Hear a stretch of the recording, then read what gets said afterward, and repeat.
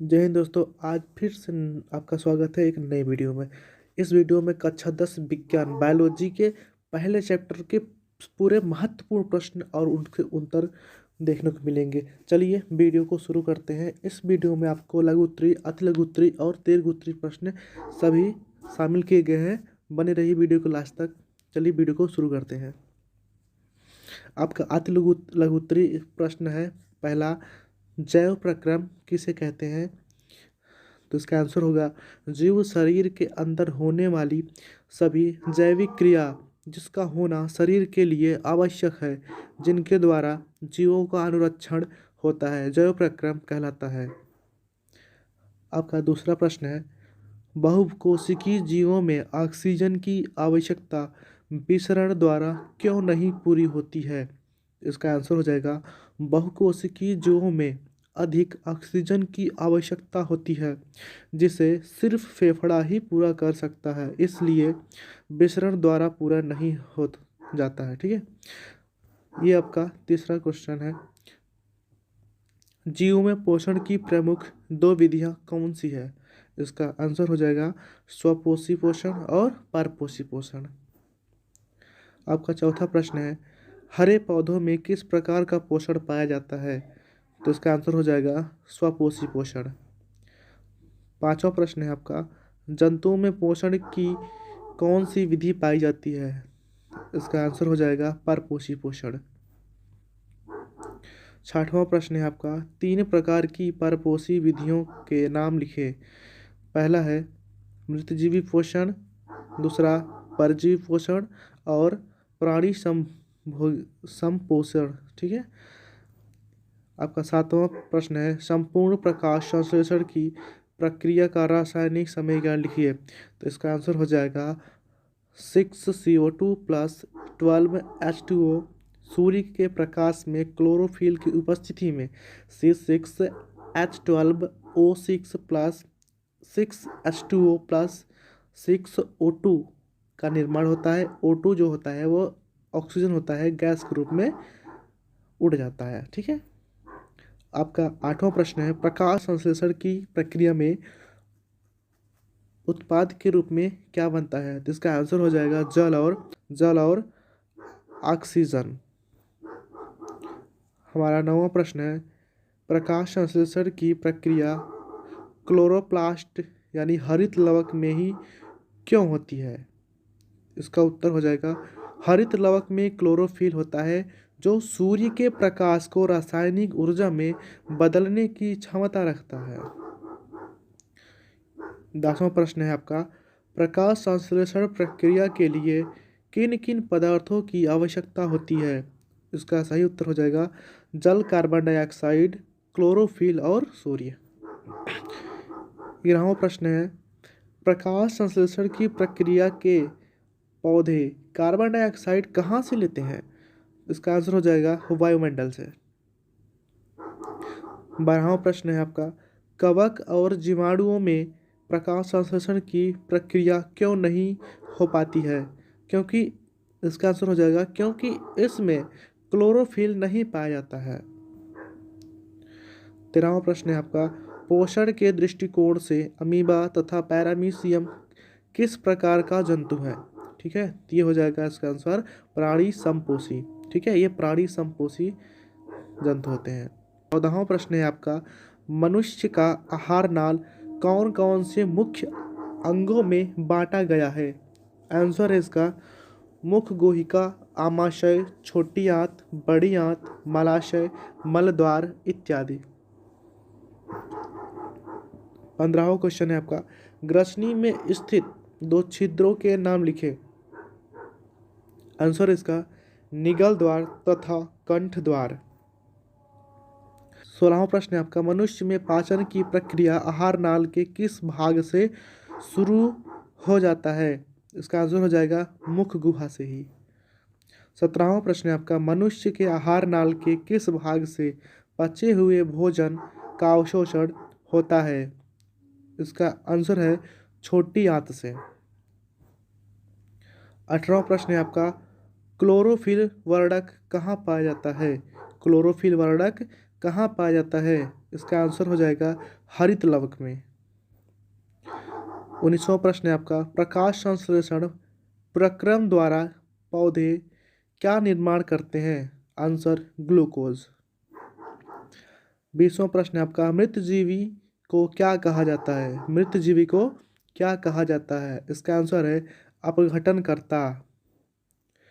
21वां प्रश्न है आपका, जिस जीव के शरीर से परजीवी अपना भोजन प्राप्त करते हैं वो ये क्या कहलाता है? इसका आंसर है पोषी कहलाता है। 22वां प्रश्न है आपका, गोबर छत्ता में किस प्रकार का पोषण होता है? इसका आंसर है मृतजीवी पोषण। 23वां प्रश्न है आपका, पत्तियों का कौन सा अंग ऑक्सीजन युक्त का प्रवेश द्वार होता है? इसका आंसर हो जाएगा पत्तियों में मौजूद रंध्र। पत्तियों में मौजूद रंध्र। 24वां प्रश्न है आपका, पोषण की दृष्टि से जंतुओं को क्या कहा जाता है? इसका आंसर है प्राणी समभोजी। प्राणी समभोजी। 25वां प्रश्न है आपका, अमीबा में भोजन का पाचन कहाँ पर होता है? अमीबा में भोजन का पाचन कहाँ पर होता है? इसका आंसर हो जाएगा भोजन रसधानी में। भोजन रसधानी में। 26वां प्रश्न है आपका, मनुष्य में पाचन के लिए विशेष अंग को क्या कहा जाता है? तो मनुष्य में पाचन के लिए विशेष अंग को पाचन तंत्र कहते हैं। 27वां प्रश्न है, मनुष्य के जीभ के ऊपर सतह पर पाई जाने वाली संरचना को क्या कहा जाता है? उसका आंसर हो जाएगा स्वाद कली। इसका आंसर है स्वाद कली। 28वां प्रश्न है आपका, मुख गुहिका से भोजन कहाँ पहुँचता है? तो मुख गुहिका से भोजन ग्रास नली से होते हुए आमाशय तक पहुँचता है। 29वां प्रश्न है आपका, ग्रास नली की दीवार में तरंग की तरह होने वाली प्रक्रिया सिकुड़न और फैलाव को क्या कहा जाता है? आंसर क्रमानुकुंचन। इसका आंसर हो जाएगा क्रमाकुंचन। 30वां प्रश्न है आपका, भोजन में मौजूद प्रोटीन को पेप्टोन में कौन सा एंजाइम परिवर्तित करता है? इसका आंसर है पेप्सिन। सो दोस्तों, ये रहा आपका लघु उत्तरीय प्रश्न। ये लघु उत्तरीय प्रश्न 2 से 3 नंबर में आपको पूछे जाते हैं। तो लघु उत्तरीय प्रश्न का पहला प्रश्न है, जीवों के लिए पोषण क्यों अनिवार्य है? इसका आंसर हो जाएगा जीव शरीर के अंदर टूटे फूटे कोशिकाओं की मरम्मत हो जाए, नया कोशिकाएं बन जाए और शरीर उचित ऊर्जा की प्राप्ति हो जाए एवं जैविक क्रियाओं के संचालन हेतु पोषण अनिवार्य है। लघु उत्तरीय प्रश्न का दूसरा प्रश्न है, पोषण की परिभाषा लिखिए। इसका आंसर है वह विधि जिससे जीव पोषक तत्वों को ग्रहण कर उनका ऊर्जा के रूप में उपयोग करते हैं, पोषण कहलाते हैं। ये तीसरा प्रश्न है आपका, स्वपोषण में स्वपोषी पोषण में किन किन परिस्थितियों का होना आवश्यक है? इसके उत्पाद क्या है? इसका आंसर है स्वपोषण के लिए पौधे को सूर्य का प्रकाश, जल, कार्बन डाइऑक्साइड तथा क्लोरोफिल का होना बहुत आवश्यक है, क्योंकि यह पौधे के लिए वह पोषक पदार्थ का काम करते हैं। इसके उत्पाद के रूप में ऑक्सीजन और जल बनता है। यह आपका चौथा प्रश्न है, परपोषण से आप क्या समझते हैं? परपोषी पोषण या परपोषण से आप क्या समझते हैं? इसका आंसर है परपोषी पोषण वह प्रक्रिया है जिसमें जीव अपना भोजन स्वयं संश्लेषित न कर किसी न किसी रूप में अन्य स्रोतों से प्राप्त करते हैं। कहने का आशय यह है कि इस प्रकार के जीव जो होते हैं वो दूसरे जीवों पर निर्भर रहते हैं, अपने भोजन के लिए दूसरे जीवों पर निर्भर रहते हैं। आपका पांचवा प्रश्न है, मृतजीवी पोषण किसे कहते हैं? मृतजीवी पोषण किसे कहते हैं? वे जीव मृतजीवी पोषण किसे कहते हैं? तो परपोषी पोषण की वैसी विधि जिसमें कोई जीव मरे, सड़, गले और अपशिष्ट पदार्थों से अपना भोजन प्राप्त करते हैं, मृतजीवी कहलाते हैं। इसको सरल भाषा में कहा जाए तो ऐसे जीव जो मरे हुए जीवों से अपना भोजन प्राप्त करते हैं उन्हें मृतजीवी पोषण कहते हैं। 60वां प्रश्न है आपका, परजीवी पोषण क्या है? परजीवी पोषण क्या है? इसका आंसर है परपोषी पोषण की वैसी विधि जिसमें कोई जीव अपने सारी आवश्यकताओं को पूरा करने के लिए दूसरे शरीर के भीतर निर्भर रहकर अपनी जीवन की सारी आवश्यकताओं को पूरा करता है, परजीवी पोषण कहलाता है। 7वां प्रश्न है आपका, प्राणी संपोषी जीव किसे कहते हैं? इसका आंसर है परपोषण की वैसी विधि जिसमें कोई जीव ठोस या द्रव रूप में अपना भोजन ग्रहण करने की विधि द्वारा ग्रहण करते हैं, प्राणी संपोषी कहलाते हैं। 8वां प्रश्न है आपका, प्रकाश संश्लेषण से आप क्या समझते हैं? इसका आंसर है हरे पेड़ पौधे में होने वाली वे सभी जैविक रासायनिक अभिक्रिया जिसमें पौधे मिट्टी से जल एवं खनिज लवण लेकर वायुमंडल से CO2 यानी कार्बन डाइऑक्साइड ग्रहण करते हैं और सूर्य के प्रकाश की उपस्थिति में क्लोरोफिल की सहायता से पत्तियां अपना भोजन तैयार करती हैं। इस पूरी प्रक्रिया को प्रकाश संश्लेषण कहते हैं। प्रश्न नंबर 9 है, पत्तियों को प्रकाश संश्लेषण अंग क्यों कहा जाता है? पत्तियों को प्रकाश संश्लेषण अंग क्यों कहा जाता है? इसका आंसर है पौधों में पत्ती ही वह विशेष अंग है। पौधों में पत्ती ही वह विशेष अंग है जिसमें क्लोरोफिल प्रचुर मात्रा में पाया जाता है। प्रचुर मात्रा का मतलब अधिक मात्रा में पाया जाता है। पत्तियों का रंध्र गैसीय विनिमय का काम कर लेता है और जाइलम और फ्लोएम पत्ती में कुछ ज़्यादा ही सक्रिय रहते हैं। इसी कारण पत्तियों को प्रकाश संश्लेषण अंग कहा जाता है। प्रश्नोत्तर नंबर 10 है, भोजन के पाचन से आप क्या समझते हैं? इसका आंसर है जब जीव भोजन करता है तब से शरीर के अंदर जाकर विभिन्न प्रकार के एंजाइम की सहायता से छोटे छोटे टुकड़े में विखंडित हो जाता है और उसको काइल जैसा बना देता है। फिर काइल बनता है। इस प्रकार से भोजन की पचने की क्रिया को भोजन का पाचन कहा जाता है। ये आपका लघु उत्तरीय प्रश्न का 11वां प्रश्न है, मनुष्य के मुख गुहा में कितनी जोड़ी लार ग्रंथियां पाई जाती है? उनके नाम लिखें। इसका आंसर है मनुष्य के मुख गुहा में 3 जोड़ी लार ग्रंथियां होती हैं। पहला है पैरोटिड, दूसरा है सबमैंडिबुलर,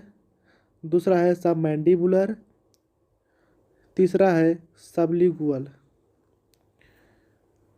प्रश्न नंबर 12 है, मनुष्य के आमाशय को कितने भागों में बांटा गया है? उनके नाम लिखें। इसका आंसर है मनुष्य के आमाशय को 3 भागों में बांटा गया है। पहला है कार्डियक, दूसरा है पाइलोरिक और तीसरा है फुंडिक।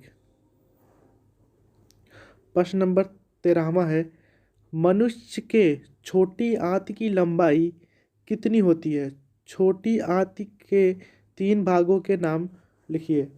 मनुष्य में छोटी आंत की लंबाई 6 मीटर होती है। इसके 3 भाग होते हैं। पहला है ग्रहणी, दूसरा है जेजुनम, तीसरा है इलियम। सो दोस्तों, ये रहा आपका दीर्घ उत्तरीय प्रश्न।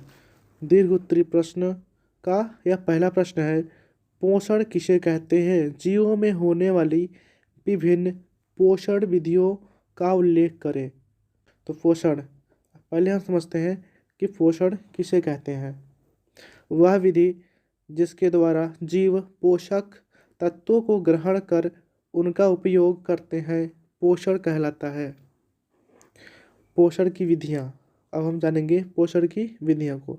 जीवों में पोषण मुख्यतः 2 विधियों द्वारा होता है। पहला है स्वपोषी पोषण और दूसरा है परपोषी पोषण। पहले समझते हैं स्वपोषी पोषण को।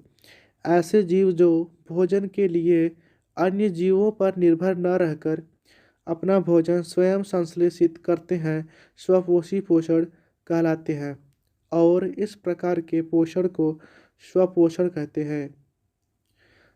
सभी हरे पौधे स्वपोषी पोषण होते हैं, यह इसका उदाहरण है। दूसरा देखेंगे परपोषी पोषण को। ऐसे जीव जो अपने भोजन के लिए किसी न किसी रूप में अन्य जीवों पर आश्रित रहते हैं परपोषी पोषण कहलाते हैं, और इस प्रकार के पोषण को परपोषी पोषण कहते हैं। परपोषी पोषण के प्रकार। परपोषी पोषण मुख्यतः 3 प्रकार के होते हैं। पहला है मृतजीवी पोषण। इस प्रकार के पोषण में जीव मृत जंतुओं और पौधों के शरीर से अपना भोजन अपने शरीर की सतह से घुलित कार्बनिक पदार्थों के रूप में अवशोषित करते हैं। वे जीव जो अपना भोजन मृतजीवी पोषण के द्वारा प्राप्त करते हैं मृतजीवी कहलाते हैं, जैसे कवकों, बैक्टीरिया तथा कुछ प्रोटोजोआ में पोषण इस विधि से होता है। दूसरा है परजीवी पोषण। इस प्रकार के पोषण में जीव दूसरे प्राणी के संपर्क में अस्थायी या अस्थायी रूप से रहकर उससे अपना भोजन प्राप्त करते हैं। इस प्रकार भोजन करने वाले जीव परजीवी कहलाते हैं, और जीव के शरीर से परजीवी अपना भोजन प्राप्त करते हैं वे पोषी कहलाते हैं, जैसे गोल क्रीम, हुकवर्म, टेपवर्म, हिस्टोलिटिका आदि। तीसरा प्रश्न है, इसका तीसरा है प्राणी संपोषण। वे पोषण जिसमें ठोस या तरल के रूप में जंतुओं के भोजन ग्रहण करने की विधि द्वारा ग्रहण करते हैं प्राणी संपोषण कहलाते हैं, और वैसे जीव जिनमें इस विधि से पोषण होता है प्राणी संभोजी कहलाते हैं। दूसरा प्रश्न है आपका प्रकाश संश्लेषण प्रक्रिया को संक्षिप्त में समझाइए। दूसरा प्रश्न है आपका प्रकाश संश्लेषण प्रक्रिया को संक्षिप्त में समझाइए। इसका आंसर है हरे पेड़ पौधे में होने वाली वैसी जैविक क्रियाएं जिसमें पौधे मिट्टी से जल तथा खनिज लवण लेकर वायुमंडल से कार्बन डाइऑक्साइड ग्रहण करते हैं और सूर्य के प्रकाश की उपस्थिति में सरल अकार्बनिक अणु को कार्बनिक अणुओं ग्लूकोज में परिवर्तित करते हैं, और पत्ते अपना भोजन तैयार करते हैं। इस प्रक्रिया को प्रकाश संश्लेषण कहते हैं। इसे नीम रासायनिक समीकरण द्वारा लिखा जाता है।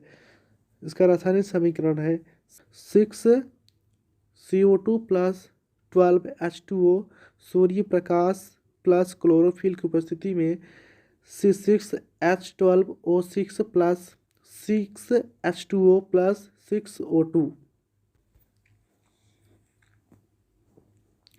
तीसरा प्रश्न है हमारा एक प्रयोग द्वारा दर्शाइए कि प्रकाश संश्लेषण के लिए क्लोरोफिल आवश्यक है। एक प्रयोग द्वारा दर्शाइए कि प्रकाश संश्लेषण के लिए क्लोरोफिल आवश्यक है। इसका आंसर है एक गमले में लगे हुए एक हरे पौधे को लेंगे, उसके एक पत्ती के आधे भाग को चिन्हित कर देंगे और उस पर ग्लिसरीन का लेप लगाकर विरंजक चूर्ण मिला देंगे। अब उसे हल्का सूखने देंगे और उसे आयोडीन से धो लेंगे। अब उस पत्ती को अल्कोहल में हल्के आंच पर गर्म करेंगे। कुछ समय बाद हम पाएंगे कि पत्ती का सारा क्लोरोफिल अल्कोहल में चला गया, जिससे अल्कोहल का रंग हरा हो गया और पत्ती का रंग नीला। क्योंकि अल्कोहल का रंग नीला होता है, अब उस पौधे को सुरक्षित स्थान पर रख देंगे। 6 घंटे बाद जब हम परीक्षण करेंगे तो पाएंगे कि पौधों की सभी पत्तियां भोजन बनाई तथा हरी भरी है, जबकि जिस पत्ती में प्रयोग किया गया है उसमें भोजन नहीं बना है, क्योंकि उसका क्लोरोफिल पहले ही निकाल लिया गया था। इसीलिए इस प्रयोग से सिद्ध होता है कि प्रकाश संश्लेषण के प्रकाश संश्लेषण के लिए क्लोरोफिल आवश्यक है।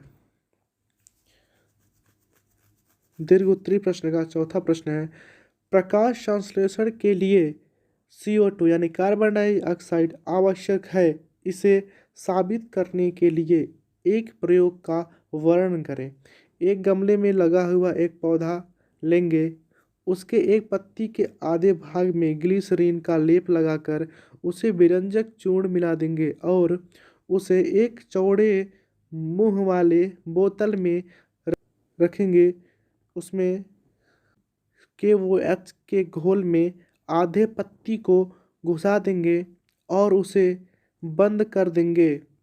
ऐसी स्थिति में उसे 6 घंटे छोड़ देंगे। उसके बाद हम परीक्षण करने के लिए ढक्कन को सावधानीपूर्वक खोलकर पत्ती पर अध्ययन करेंगे तो पाएंगे कि उसके आधा भाग में भोजन नहीं बना है, क्योंकि KOH घोल CO2 को सोख लेता है, जिससे उसे CO2 नहीं मिलता। अतः यह प्रयोग से यह सिद्ध होता है कि प्रकाश संश्लेषण के लिए CO2 आवश्यक है। दीर्घ उत्तरी प्रश्न का पांचवा प्रश्न है, अमीबा का भोजन क्या है और भोजन में पोषण का वर्णन करें। आंसर है, अमीबा का भोजन छोटे छोटे प्रोटोजोआ, जीवाणु, डाइटम, शैवाल के छोटे छोटे टुकड़े, अन्य एक कोशिकीय जीव तथा मृत कार्बनिक पदार्थ के छोटे छोटे टुकड़े इत्यादि होते हैं। अमीबा का भोजन ठोस या द्रव के रूप में होता है, इसलिए इसे प्राणी समभोजी पोषण जीव कहा जाता है। अमीबा अपना भोजन सामने आने पर अपने कूटपाद का निर्माण कर उसे अच्छी तरह से घेर कर कूटपादों को सटा लेती है और भोजन को भोजन राजधानी में ले जाती है, जहां विभिन्न प्रकार के पाचक एंजाइम द्वारा उस भोजन को पचा लिया जाता है।